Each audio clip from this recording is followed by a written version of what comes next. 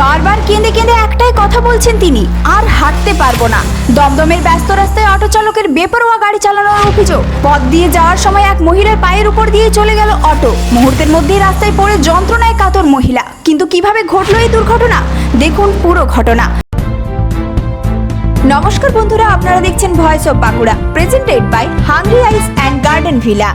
দমদমের ব্যস্ত রাস্তায় ঘটে গেল এই ঘটনা। অভিযোগ, এক মহিলা পথচারী রাস্তা দিয়ে যাওয়ার সময় আচমকায় তার পায়ের উপর দিয়ে অটো চালিয়ে দেন চালক। ঘটনার পর তীব্র যন্ত্রণায় রাস্তায় কাতরাতে থাকেন ওই মহিলা।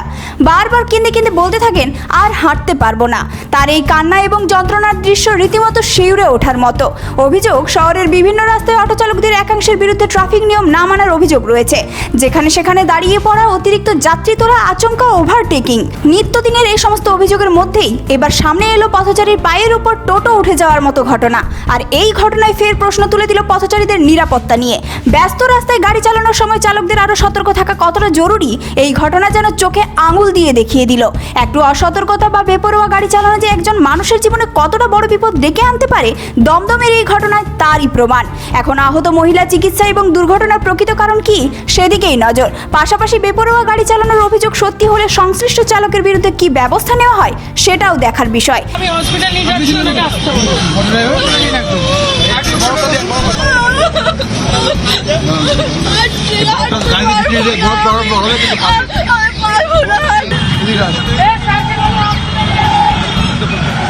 একজন পথচারীকে নিরাপদে রাস্তা পার করার কথা, অথচ সেই পথে অটো ধাক্কায় আহত হলেন একজন মহিলা।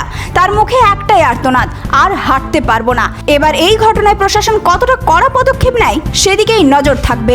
এই ধরনের গুরুত্বপূর্ণ খবর সবার আগে পেতে আমাদের চ্যানেলটি সাবস্ক্রাইব করুন, আর ভিডিওটি শেয়ার করতে ভুলবেন না। আপনার মতামত কমেন্টে জানান, আর লাইক শেয়ার করে ভয়েস অফ বাঁকুড়ার পাশে থাকুন।